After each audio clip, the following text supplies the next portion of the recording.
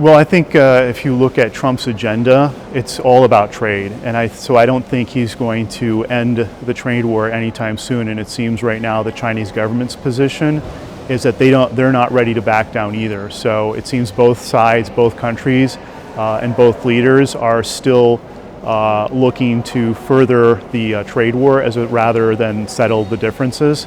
So I don't anticipate that it's going to end anytime soon, which is why our investments in China really focus more on domestic demand and not really driven directly from what happens with international trade.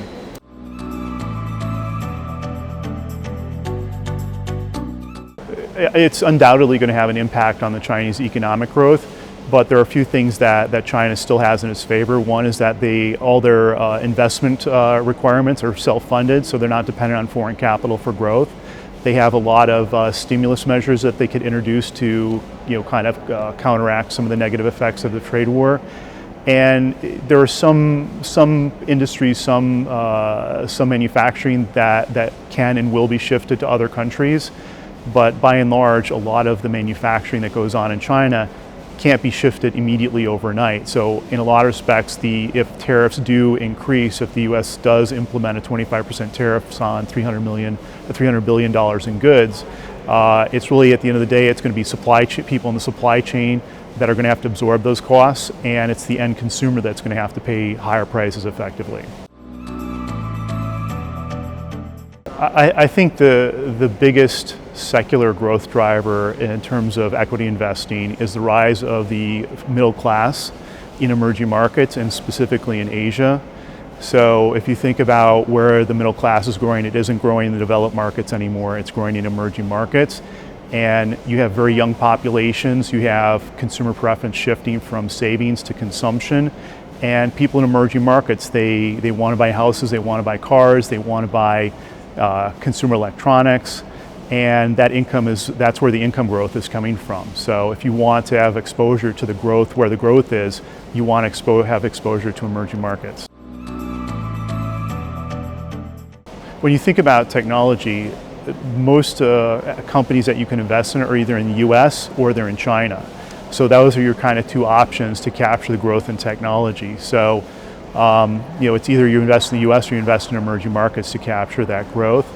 I think the other thing to keep in mind too is that this kind of idea that just because a company is located in an emerging market, that it's an emerging quality company is not true anymore. There's some very high quality, very well-run companies that operate are based in emerging markets.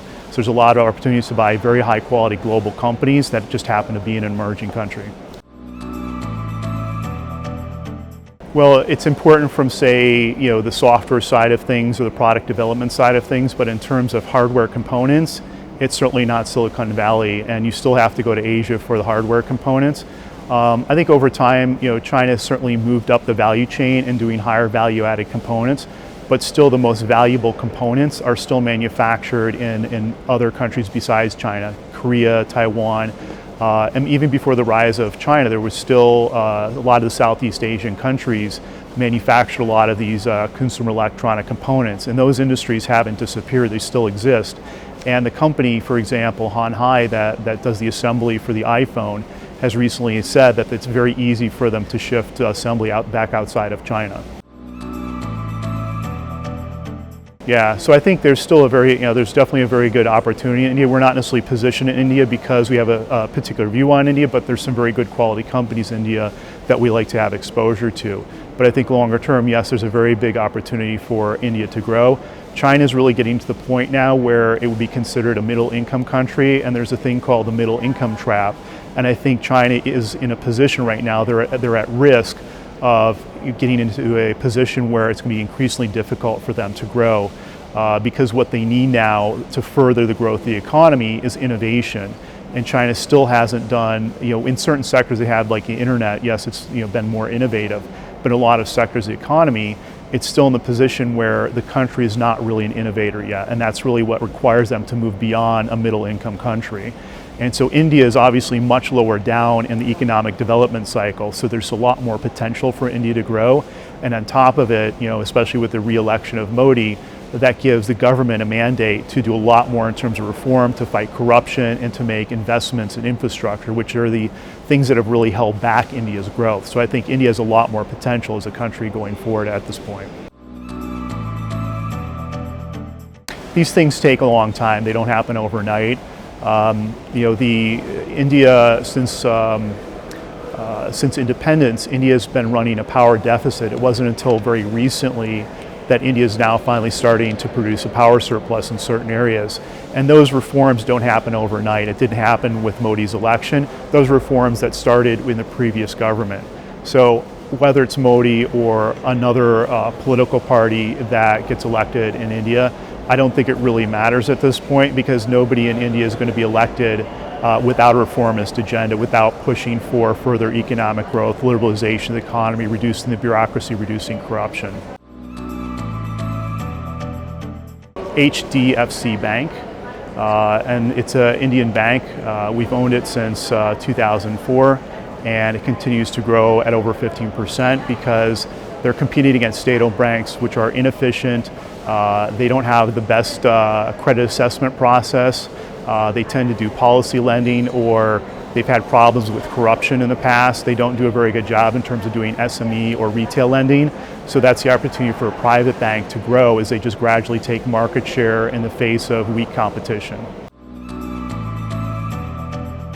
Well, it depends. Yeah, I think in the case of Europe, it's more difficult, but in emerging markets, especially in countries where capital structures are not yet fully formed or efficient, banks are the primary mode for companies to raise growth capital, because they can't really go to the fixed income market. The equity markets may not be very broad or efficient or liquid. So banks still take the place in a lot of emerging markets to provide the capital required for growth. So banks in some emerging markets are actually, have a better position, and clearly if the overall economy is growing, that gives the growth opportunities for the banks as well. Well, technology is a very broad category. You could talk about, do you want to talk about software? Do you want to talk internet services? Do you want to talk business services? Do you want to talk semiconductors? And so it's a very broad category. And I think even, how do you define, say, technology? Is an e-commerce company, is it a retailer, or is it technology? So MSCI has already started recategorizing some of these businesses with the realization that, technology is part of their business, but like for example, is Amazon a technology company or is it a retailer? So depends on how you want to define it, and I think there's a lot of great options across that broad category of technology. There's some great software companies out there that are doing very well. Hardware semiconductor companies. I would say within semiconductor companies, you've got a company like Taiwan Semiconductor that it's, as the geometry shrinks further and further for chip design, there are fewer and fewer companies that are able to manufacture at these smaller and smaller scales. So the competition is increasingly getting narrow, yet you have all these technologies, automation, Internet of Things, autonomous driving, cloud, software as a service, that require more and more investment in semiconductors to drive the growth of those technologies. And there are fewer and fewer providers that are able to provide these semiconductors to drive that growth. Like I was saying, globally speaking, there's not a lot of options to invest in technology outside of China and the US right now. There are some smaller companies that you can invest in various locations, but they may not be the most liquid investments either. So I would say that within China, for example, in Tencent, Alibaba, the opportunity is that the Chinese government isn't really that concerned with monopoly power, because the government has complete power over these companies. So if they're worried about monopoly power, it's very easy for them to tell them to change their business model. They did this recently with both Alibaba and Tencent, where they've tried to get into the space of fintech, and the government didn't like that they were making a lot of money off the float of deposits.